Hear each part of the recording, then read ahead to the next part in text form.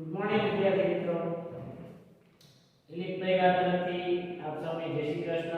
આપનો દિવસ ખૂબ જ શુભમય જાય એવી શુભકામનાઓ સાથે આપણે વિશિષ્ટ ઉદાહરણ હોય ચકા ધોરણ 12 હવે છે સૂચકાંક. સૂચકાંકમાં આપણે લાસ્ટ લેક્ચરમાં વિશિષ્ટ ઉદાહરણો જોયા હતા, બરાબર છે. વિશિષ્ટ ઉદાહરણોના દાખલા આપણે જોતા કે 20% વધે છે, 80% વધે છે, ઘટે છે. તો દાખલામાં સૂચકાંકમાં શું ચેન્જીસ છે એના વિશે આપણે લાસ્ટ લેક્ચરમાં અભ્યાસ કર્યો હતો. આજે બે વિશિષ્ટ ઉદાહરણો એવા છે કે તમારે સમજવા પડે એવા છે, એના વિશેની આપણે ચર્ચા કરીશું. એમાંથી વાસ્તવિક વેતન વાળો જે દાખલો છે, બરાબર છે, વિશિષ્ટ ઉદાહરણ છે, એ 3 માર્ક માટે ઉપયોગી છે.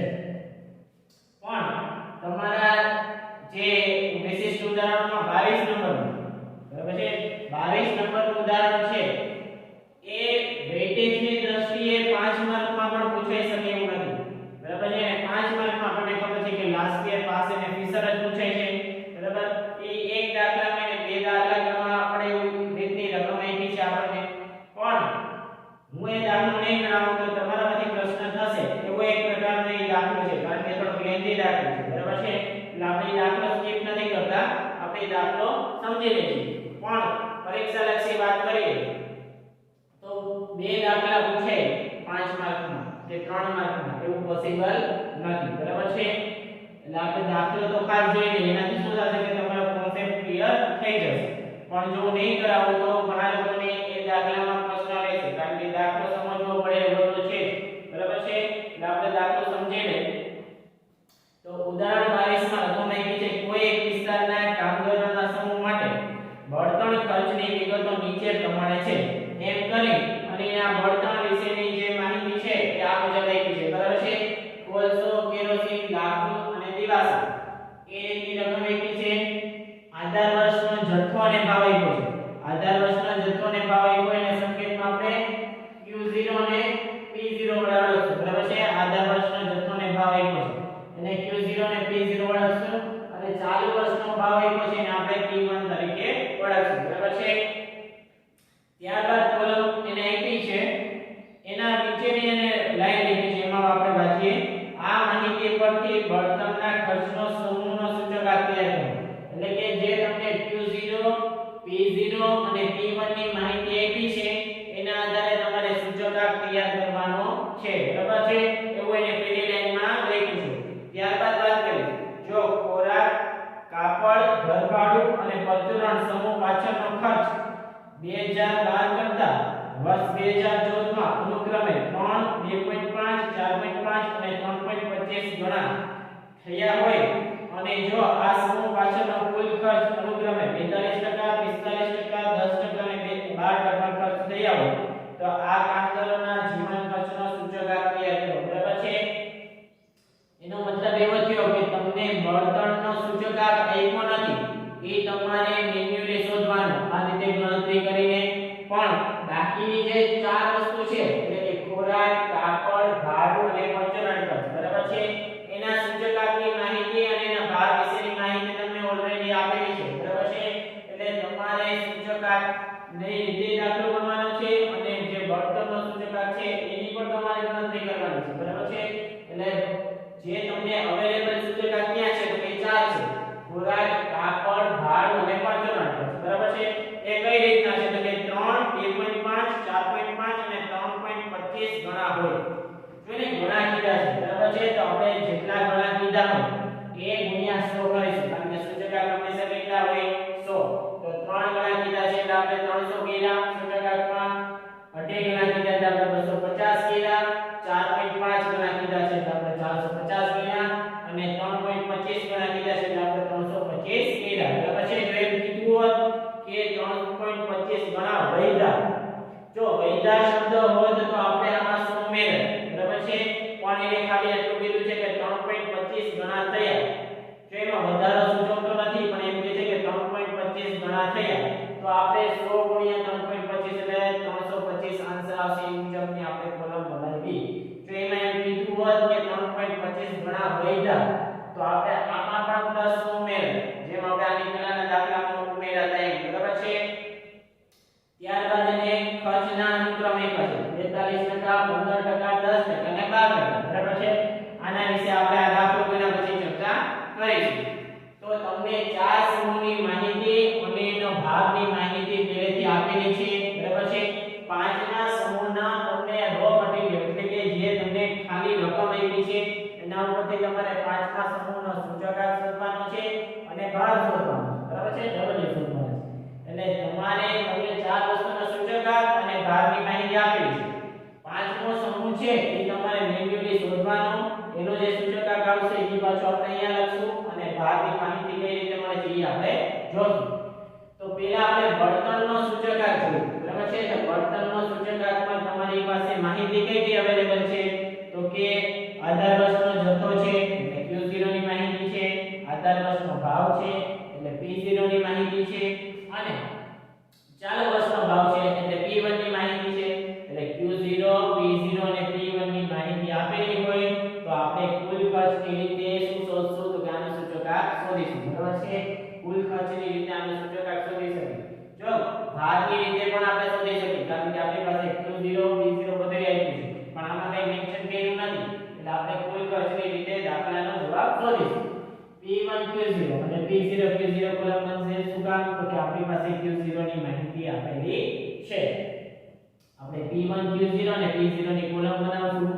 P1 Q0 એટલે શું? તો કે P એટલે કે 30 અને ગુણ્યા 5 એટલે 150, 45 ગુણ્યા 20 એટલે 925 ગુણ્યા 5 એટલે 125 અને 1 ગુણ્યા 10 એટલે 10, બરાબર. આ રીતે આપણે P1 Q0 ની કોલમ શોધશું. એનો આન્સર આવશે 1185. ત્યારબાદ વાત કરીએ P0 Q0 એટલે કે P0 અને Q0 બંનેને આપણે ગુણાકાર કરશું. 5 ગુણ્યા 25 એટલે 125, 20 ગુણ્યા 40 એટલે 800, 5 ગુણ્યા 22 એટલે 110 અને 10 ગુણ્યા 0.90 એટલે કેટલા આવશે? 9. એનો ટોટલ આવશે 1044, બરાબર છે. આપણી પાસે Q0, P0 અને P1 અવેલેબલ હતા, એના ઉપરથી આપણે સૂચકાંક શોધવાનો હતો. આપણે બંને રીતે સૂચકાંક શોધી શકીએ પણ આપણે સરળતા માટે કુલ ખર્ચની રીતે સૂચકાંક શોધી છે.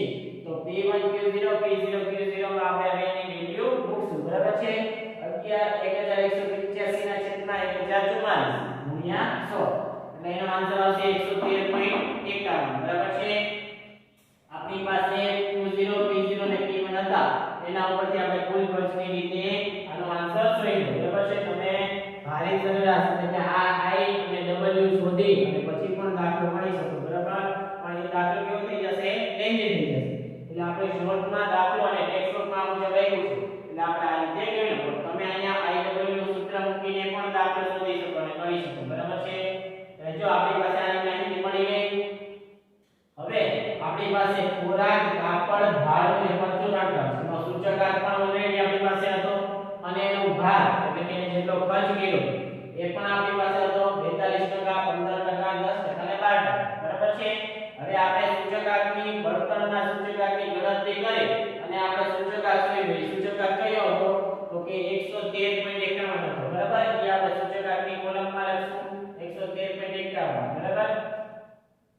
અને હવે આપણે એમ થાય કે આપણે ભારની વિગત તો આપી નથી તો ભાર કઈ રીતે શોધશું? ભાર તો આપણી પાસે તમે રકમમાં જોશો તો 42%, 15%, 10% અને 12% એ રીતના જે પાસે, બરાબર છે.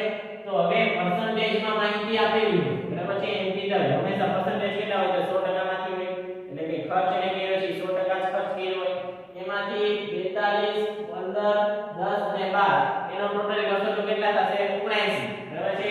તો 79% જેટલો એ ખર્ચ કરી લીધો છે તો બાકી 100 માં કેટલા વધે? તો કે 21 વધે. તો 21 થી આપણે મૂકી દઈએ તો 100% પૂરા થઈ જાય અને હંમેશા ખર્ચ કેવો હોય? 100%. અને એને માહિતી કેમ આપી છે? તો કે પર્સન્ટેજ માં આપી છે. તો આપણે પર્સન્ટેજ ને પૂરા કરવા હોય 100 કરવા હોય તો કેટલા ઘટતા હોય? તો 21 ઘટતા હશે તો એ આપણે 21 ને W તરીકે મૂક્યા. જો ખાસ ધ્યાન રાખજો ને માહિતી કેમ આપી છે? પર્સન્ટેજ માં આપી છે, બરાબર છે. પર્સન્ટેજ માં આપી છે એટલે 42%, 15%, 10%, 12% આપ્યા છે. હવે ખર્ચ પૂરેપૂરો 100% માં જેને ગણતરી કરી હોય, બરાબર. તો 100% ખર્ચ કયો છે? તો બાકી કેટલો ખર્ચ રહ્યો? તો કે 21% ખર્ચ છે એ બાકી રહ્યો એટલે આપણે અહીંયા 21 મૂક્યા, બરાબર છે. 100 માંથી બાદ કરી જે રકમ વધતી રહી આપણે 21 તરીકે એને બળતણના ભાર તરીકે મૂક્યા, બરાબર છે. જો પર્સન્ટેજમાં માહિતી છે ખાસ ધ્યાન રાખજો. તો એને 100 પૂરા કરવા માટે આપણે 21 અહીંયા મૂક્યા અને 113.51 એ આપણે આ રીતે મેન્યુઅલી દાખલો છે એ સોલ્વ કરી અને એમાંથી સૂચકાંક શોધ્યો 113.51 એ આપણે અહીંયા આઈમાં મૂક્યા વર્તનની જગ્યાએ બાકી આ ચારે ચારનો ભાગ સૂચકાંક અને ચારે ચારના W ની માહિતી તમને ઓલરેડી આપેલી છે બરાબર તો હવે શું કરશું તો કે I W ગુણાકાર 300 ગુણ્યા 42 એટલે 12600 250 ગુણ્યા 15 3750 450 ગુણ્યા 10 એટલે 4500 325 ગુણ્યા 12 એટલે 3900 અને 113.51 ગુણ્યા 21 એટલે 2383.71 બરાબર છે પછી આનો ટોટલ કરશું તો 27133.71 એનો આન્સર આવશે ટોટલ બરાબર એ સિગ્મા I W છેદમાં સિગ્મા W નો આપણે સૂત્ર મૂકશું એમાં આપણે 27133 બરાબર 0.71 ના છેદમાં 100 મૂકશું એટલે આન્સર આવશે 271.33 બરાબર આ દાખલામાં તમને ચાર સમૂહના સૂચકાંક આપ્યા હતા કેવી રીતે આપ્યા હતા તો કે 300%, 3%, 4% અને 3.25% એ રીતની તમને માહિતી આપેલી હતી એના આધારે તમે સૂચકાંક શોધ્યો 3% ક્યાં છે કેટલા 3% હોય તો સૂચકાંક હંમેશા 100 હોય એટલે 100 ગુણ્યા 3 થયો અને 300 2% થયો 2% કેના થયો હોય તો કે સૂચકાંકના થયો એટલે 2.5 ગુણ્યા 100 એટલે 250 એ રીતે આપણે I શોધ્યા 4 ના અને W ની માહિતી પણ રકમ આપી હતી 5 નો સમૂહ છે બળતણ એ આપણે મેન્યુઅલી ગણતરી કરીને શોધ્યો એનો ભાર આપણે કઈ રીતે શોધ્યો તો કે 100% માં ખર્ચ આપેલો છે અને પર્સન્ટેજ મુજબ 79% અહીંયા થયા છે એટલે આપણે બાકીના 21% નો ભાર મૂકીને અહીંયા 100% પૂરા કર્યા બરાબર છે એ વસ્તુ ખાસ ધ્યાન રાખજો અને પછી આપણે I W નું સૂત્ર મૂકીને ગણતરી કરી અહીંયા આપણે T1 Q0 ના સૂત્રની ગણતરી કરીને જવાબ મેળવ્યો બરાબર છે જો આ બંને દાખલાનું ઇન્ડિવિડ્યુઅલ મહત્વ 3 માર્કનું ગણાય બરાબર છે તમને બોર્ડની પરીક્ષામાં કુલ ખર્ચનો દાખલો પૂછે તો પણ 3 માર્કનો થાય ભારે સરેરાશનો દાખલો પૂછે તો પણ 3 માર્કનો થાય અને આ દાખલામાં તો બંને વસ્તુ મિક્સ કરીને પૂછી છે તો વેઇટેજની દ્રષ્ટિએ જોઈએ તો આ દાખલો તો 6 માર્કનો થયો બરાબર છે 3 માર્કનો આ દાખલો થયો કે 3 માર્કનો આ દાખલો થયો તમને કે 6 માર્કનો દાખલો તો તમારા સિલેબસ મુજબ જ પૂછવાની બને છે બરાબર 5 માર્કનો મેક્સિમમ વેઇટેજ છે તમારા બોર્ડનો પ્રશ્નપત્ર હશે એમાં મોટામાં મોટો દાખલો 5 માર્કનો હશે તો આમ જોઈએ તો આ 3 ને 3 6 માર્કની વેઇટેજ વાળી વસ્તુ છે બરાબર એમાં પણ તમારે આ ભાડું ને બધાની ગણતરી કરવાની W ની ગણતરી કરવાની આની દાખલો ગણવાનો અને 3 માર્કમાં જ આ દાખલો પૂછાય છે કુલ ખર્ચ અને કૌટુંબિક બજેટનો બરાબર જો એને આ દાખલો પૂછવો હોય તો 5 માર્કમાં પૂછી શકે પણ 5 માર્કમાં પૂછે તો આના માર્ક કઈ રીતે આપવા બરાબર બે કોલમ છે બરાબર ખરેખર કોલમનો માર્ક બોર્ડની આન્સર કી મુજબ બે માર્કનો કોલમનો માર્ક હોય બરાબર છે તમે આપની કોલમ બનાવી લો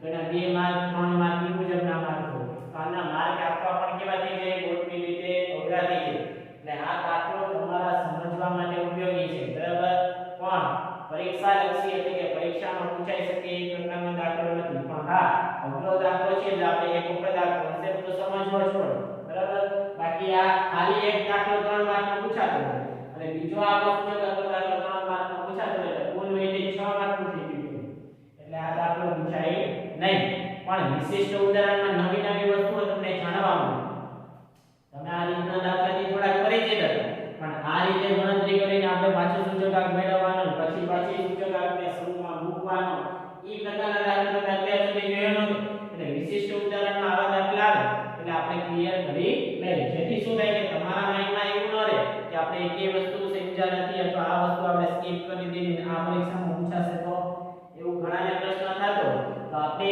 બધા ઉદાહરણ ખાસ જોશું પણ તૈયારી વખતે તમારે કોન્સેપ્ટ નો ખ્યાલ રાખવાનો છે બરાબર પણ બોર્ડની પરીક્ષામાં પૂછાઈ શકે એવી આ વસ્તુઓ છે નહીં કારણ કે આનું વેઇટેજ વધી જાય છે 3 માર્કના બે દાખલા કમ્બાઈન કરીને પૂછ્યા છે એટલે વેઇટેજ શું થઈ જાય છે વધી જાય છે એટલે આ બોર્ડની પરીક્ષામાં પૂછાય નહીં બરાબર બાકી 6 માર્કનો દાખલો રાખવાનો અને 3 માર્કનો દાખલો તો આ તમને બોર્ડની પરીક્ષામાં પૂછાય જ છે જૂના વર્ષના પેપર જોશો તો કુલ ખર્ચનો કે કૌટુંબિક બજેટનો દાખલો 3 માર્કનો પૂછ્યો બરાબર છે એટલે એનું વેઇટેજ તો ફિક્સ જ છે કે 3 માર્કને પૂછી શકે અને લાસ્ટ યર પાસે ફિશરનો દાખલો જ 5 માર્કમાં અત્યાર સુધી પૂછાવાનો એટલે આપણે એને જ આપણે ફોકસ કરશું ને ભવિષ્યમાં પણ એ જ પૂછાશે બરાબર છે હવે આપણે વાત કરીએ 23 માં દાખલો બરાબર છે મોસ્ટ આઈએમપી મારી દ્રષ્ટિએ કોઈ દાખલો હોય તો 23 માં દાખલો કહી શકાય 23 માં દાખલામાં શું છે તો કે 23 માં દાખલામાં તમારે એક નવી વસ્તુ શોધવાની છે બરાબર છે 23 માં દાખલાની રકમની વાત કરી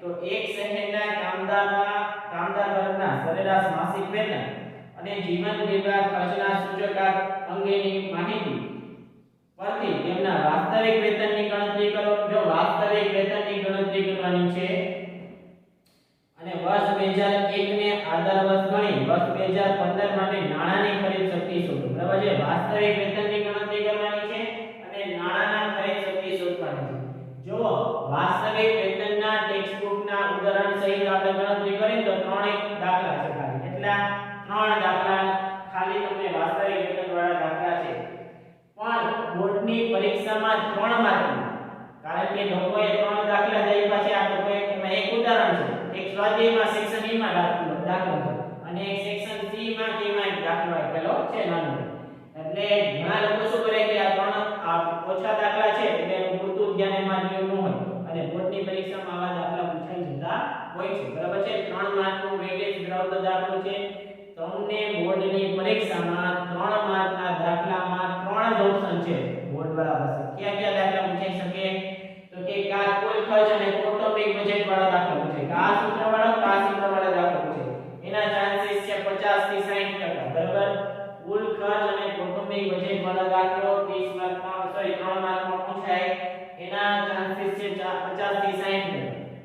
બીજું ઓપ્શન છે એની પાસે વાસ્તવિક વેતન વાળો દાખલો પૂછવાનો બરાબર છે વારે અમુક સમયના અંતરે એ લોકો બોર્ડની પરીક્ષામાં અમુક વર્ષે આ દાખલો વારંવાર 3 માર્કમાં પૂછી જશે અને ત્રીજું ઓપ્શન છે પારંપરિક આધારને સૂચકાંકમાંથી અચલ આધારના સૂચકાંકમાં રૂપાંતર કરવા વાળો દાખલો બરાબર છે તમે બોર્ડના પેપર સોલ્યુશન અથવા પેપર સેટ આવતા હશે છે પરીક્ષા વખતે ગયા વર્ષના પણ એવા હશે તમે એમાં નજર નાખશો ને તો આ 3 ટીપ સિવાય એક દાખલો પૂછાણો હશે નહીં બરાબર છે એટલે ખાસ તમારે આ 3 રીત ઉપર ફોકસ કરવાનું છે વધુમાં વધુ કદાચ શું પૂછી શકે તો આની પહેલા આપણે વિશિષ્ટ ઉદાહરણનો પહેલો દાખલો જોયો હતો 25% વધે છે 30% વધે છે 2% ઘટે છે 5% ઘટે છે એવો સામાન્ય દાખલો પૂછાય તો ઈ પણ આઈએમપીનો દાખલો થયો કહેવાય બરાબર છે તો એની બાદ દાખલો પૂછાશે નહીં એટલે ખાસ તમારા મગજમાં કોન્સેપ્ટ ક્લિયર હોવો જોઈએ 3 માર્ક માટે મારે એટલો તૈયાર કરવાનો 5 માર્ક માટે મારે લાસ્ટ યર પાસે વિષય તૈયાર કરવાનો છે બરાબર છે બિનજરૂરી વસ્તુ કરવાની નથી આપણે સારામાં સારા માર્ક લેવાના છે સ્માર્ટ વર્ક કરીને હવે વાસ્તવિક વેતન તમને શોધવાનું છે અને નાણાંની ખરીદ શક્તિ શોધવાની છે બરાબર છે હવે વાસ્તવિક વેતન જ્યારે પૂછવું હશે ને ત્યારે કમ્પલસરી એને તમને વર્ષ આપ્યા છે કે મહિના આપ્યા છે બરાબર એટલે આમાં વર્ષ આપ્યા છે 2010 થી 2015 સુધીના માસિક વેતનની માહિતી આપી છે 15000 15600 16200 17000 18000 અને 20000 બરાબર આ રીતે તમને માસિક વેતનની માહિતી આપેલી જ હશે જીવન નિર્વાહ સૂચકાંક આપ્યો છે 192 203 221 268 270 અને 287 જો જ્યારે તમને વાસ્તવિક વેતનનો દાખલો પૂછવામાં આવ્યો હશે ત્યારે એને કમ્પલસરી તમને બે વસ્તુ તો આપવી જ પડે કઈ તો કે માસિક વેતન અથવા વેતન એવું તમને માહિતી આપી હશે પગાર લખ્યું હોય કે ગમે તે શબ્દ વાપર્યો હશે એટલે કે માસિક વેતનની માહિતી આપેલી હશે અને બીજી જીવન નિર્વાહ સૂચકાંકની માહિતી આપેલી હશે બરાબર છે આ બે માહિતી આપેલી જ હશે જ્યારે તમને વાસ્તવિક વેતન પૂછ્યું હોય ત્યારે બરાબર હવે આપણે વાસ્તવિક વેતનના સૂત્રની વાત કરીએ તો વાસ્તવિક વેતનનું સૂત્ર છે માસિક વેતનના છેદમાં જીવન નિર્વાહ સૂચકાંક ગુણ્યા 100 બરાબર અહીંયા મેં મેન્શન કર્યું છે પણ શોર્ટમાં લખ્યું છે માસિક વેતનના છેદમાં જીવન નિર્વાહ સૂચકાંક ગુણ્યા 100 વાસ્તવિક વેતનનું સિમ્પલ સૂત્ર છે હવે ઘણાને એમ થાય કે યાદ નથી રહેતું તો સિમ્પલ મેથડ છે કે મોટી સંખ્યાના છેદમાં નાની સંખ્યા મૂકી દેવાની ને ગુણ્યા 100 કરવાની વાસ્તવિક વેતનનો દાખલો પૂછ્યો હોય તો મોટી સંખ્યાના છેદમાં નાની સંખ્યા મૂકીને ગુણ્યા 100 કરશો એટલે તમને વાસ્તવિક વેતનનું સૂત્ર મળી જશે અથવા ગણતરી થઈ જશે માસિક વેતન એટલે મોટી સંખ્યા જ હશે તમને વેતન હશે મોટી સંખ્યામાં જ આપ્યું હશે ને સૂચકાંક હંમેશા 3 ડિજિટ નો જ હોય આપણે અહીંયા કેમ સૂચકાંક છે 113.51 એ પછી 71.33 એ 3 ડિજિટ નો જ હશે ને સેલેરી કે 3 ડિજિટ ની હોય નહીં સેલેરી કેવી હશે તો કે વધુ હજારમાં આવી હશે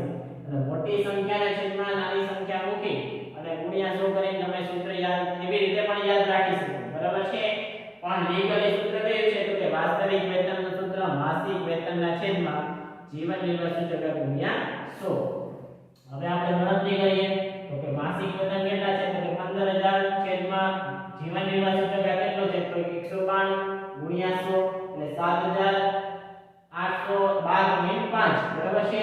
ત્યારબાદ વાત કરીએ તો કે 15600 ના છેદમાં 203 ગુણ્યા 100 એટલે 7684.73 ત્યારબાદ 16200 ના છેદમાં 228 ગુણ્યા 100 એટલે 7105.26 ત્યારબાદ 17000 ના છેદમાં 268 ગુણ્યા 100 6928.28 ત્યારબાદ 18000 ના છેદમાં 270 ગુણ્યા 100 એટલે 6666.67 અને 20000 ના છેદમાં 287 ગુણ્યા 100 6968.84 બરાબર। આનો કઈ ટોટલ કરવાનો નથી।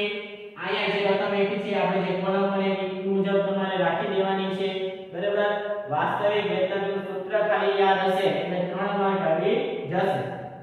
માસિક વેતનના છેદમાં જીવન નિર્વાહ સૂચકાંક ગુણ્યા 100 મોટી સંખ્યાના છેદમાં નાની સંખ્યા ગુણ્યા 100 એ રીતે યાદ રાખજો। હવે આવશે નાણાંની ખરીદ શક્તિ શોધવાની છે। નાણાંની ખરીદ શક્તિ શોધવાની તમને એને કીધી છે કયા વર્ષની તો કે 2015 ના વર્ષની। હવે નાણાંની ખરીદ શક્તિનું સૂત્ર યાદ હોવું જોઈએ। જો નાણાંની ખરીદ શક્તિના સૂત્ર MCQ માં એકાદમાં આવે છે એટલે નાણાંની ખરીદ શક્તિનું સૂત્ર તમારે મગજમાં બેસાડવું પડશે પણ સાવ સિમ્પલ છે। 1 ના છેદમાં જીવન નિર્વાહ સૂચકાંક ગુણ્યા 100 બરાબર છે। 1 ના છેદમાં જીવન નિર્વાહ સૂચકાંક ગુણ્યા 100 એક તો અનંત રહેશે। જીવન નિર્વાહ સૂચકાંક કયા વર્ષનો રહેશે તો કે 2015 નો। શું કામ તો કે 2015 નો સૂચકાંક શોધવાનું તમને રકમમાં કીધું છે એટલે 2015 ની આ કોલમ છે બરાબર। તો 2015 ની કોલમમાં જીવન નિર્વાહ સૂચકાંક કેટલો આપ્યો છે તમને રકમમાં તો કે 287 આપ્યો છે। તો 1 ના છેદમાં 287 ગુણ્યા 100 એટલે 1 ગુણ્યા 100 કરશો એટલે 100 ના છેદમાં 287 કરશું બરાબર। તો 100 ના છેદમાં 287 કરશું તો સૂચકાંકનો જવાબ કયો મળશે 0.3484 બરાબર છે। એટલે એનો આન્સર શું થઈ જશે 0.35 બરાબર। ખાસ યાદ રાખજો ઘણા શું કરે છે કે વાસ્તવિક વેતન ને નાણાંની ખરીદ શક્તિનો દાખલો પૂછાણો હોય તો પરીક્ષામાં ખાલી વાસ્તવિક વેતનનો ગણતરી કરીને આવતા બરાબર અથવા ભૂલી જાય અથવા રકમ સરખી વહેંચી ન હોય તો નાણાંની ખરીદ શક્તિનો દાખલો ગણતા ભૂલી જાય તો 1.5 માર્ક જ મળશે। 1.5 માર્ક આના મળે બરાબર છે। એટલે ખાસ એવી ભૂલ ન થાય ધ્યાન રાખજો। વાસ્તવિક વેતનનો દાખલો પૂછાણો હશે તો નાણાંની ખરીદ શક્તિ 99.9% પૂછી જશે એટલે વાસ્તવિક વેતનના સૂત્ર સાથે નાણાંની ખરીદ શક્તિનું સૂત્ર એ મેન્શન કરવું હવે છે એટલે લખી નાખજો બરાબર। 3 માર્કના દાખલામાં આ ઇમ્પોર્ટન્ટ દાખલો છે 1 ના છેદમાં જીવન નિર્વાહ સૂચકાંક ગુણ્યા 100 નાણાંની ખરીદ શક્તિનું સૂત્ર છે। ઈ જ્યારે વાસ્તવિક વેતનનું સૂત્ર તમે લખો ને એની સાથોસાથ તમારે લખી નાખવાનું નાણાંની ખરીદ શક્તિનું સૂત્ર 1 ના છેદમાં જીવન નિર્વાહ સૂચકાંક ગુણ્યા 100 કારણ કે બંને એક સાથે પૂછાશે બરાબર છે। અલગથી રીતે લખવાની જરૂર નથી બંને એકમાં જ પૂછાશે એટલે ખાસ ધ્યાનથી તમારે આ ગણતરી કરવાની છે। અને 3 માર્કમાં IMP છે તમે બોર્ડના પેપર જોશો તો 3 માર્કમાં આવા દાખલા પૂછેલા હશે એટલે આપણે આ દાખલાને વધુ ઇમ્પોર્ટન્સ આપશું આ દાખલા કરતા બરાબર। આ દાખલા ઇન્ડિવિડ્યુઅલી સારા છે એટલે કે 3 માર્કમાં હું તમને આ દાખલો કરાવું તો બરાબર છે કે આ દાખલો 3 માર્કમાં પૂછાઈ શકે ખાલી વર્તનનો સૂચકાંક અથવા સૂચકાંકનો સામાન્ય દાખલો આ 3 માર્કમાં પૂછાઈ શકે એટલે કદાચ ઇન્ડિવિડ્યુઅલી દાખલો પૂછાય તો 3 માર્કમાં પૂછાઈ શકે બાકી કમ્બાઈન થઈને આખો દાખલો કોઈ દિવસ પૂછાશે નહીં વેઇટેજ વધી જાય છે બરાબર છે। બાકી વાસ્તવિક વેતન વાળો દાખલો છે પૂછાવાના પૂરેપૂરા ચાન્સીસ છે બરાબર છે। મોસ્ટ આઈએમપી કહી શકાય 3 દાખલા 3 માર્કમાં પૂછાય એમાંનો એક દાખલો આ છે બરાબર। નાણાંની ખરીદ શક્તિને વાસ્તવિક વેતનનું સૂત્ર જ્યારે તમે સૂત્રની બુકમાં લખો ત્યારે એક સાથે લખવું જેથી ભૂલ પડે નહીં। અને પ્રેક્ટિસ માટે તમારે દાખલો કરવો હોય તો સેક્શન E નો છેલ્લો દાખલો છે લગભગ 7મો કે 8મો દાખલો વાસ્તવિક વેતન વાળો દાખલો છે તો તમારે પ્રેક્ટિસ માટે તમે દાખલો ગણી શકો આ જ રીતે બરાબર છે। પ્રેક્ટિસ માટે દાખલો ગણી શકો એ રીતે આપણે દાખલો જોશું જ્યારે સેક્શન E આવશે ત્યારે આપણે દાખલો પણ ગણશું પણ અત્યારે ઉદાહરણના આધારે તમારે પ્રેક્ટિસ કરવી હોય તો સેક્શન E નો છેલ્લો દાખલો થી જોઈ લેજો બરાબર। એ દાખલો ગણજો આવડી જ જશે 100% બરાબર। વધુ આપણે નેક્સ્ટ લેક્ચરમાં હવે વિશિષ્ટ ઉદાહરણો પૂરા થઈ ગયા હવે 2 માર્કના વિશિષ્ટ ઉદાહરણો આવશે બરાબર। એ 2 માર્કના દાખલા આપણે ગણશું ને તો તમે સેક્શન C ના બધા દાખલા ગણી શકશો એટલે કે એક ઉદાહરણ કરાવીશ એના જેવું જ બીજું ઉદાહરણ તમને એટલે કે એના જેવો જ બીજો દાખલો તમને સ્વાધ્યાયમાં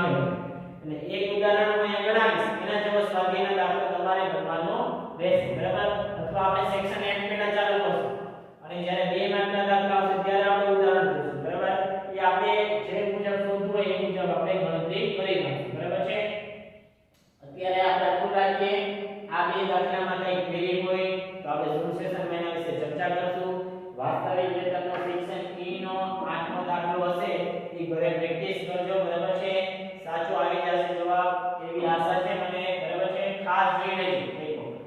આજનું તો આપણે એટલું રાખીએ, વધુ આપણે નેક્સ્ટ લેક્ચરમાં ચર્ચા કરીશું. આભાર.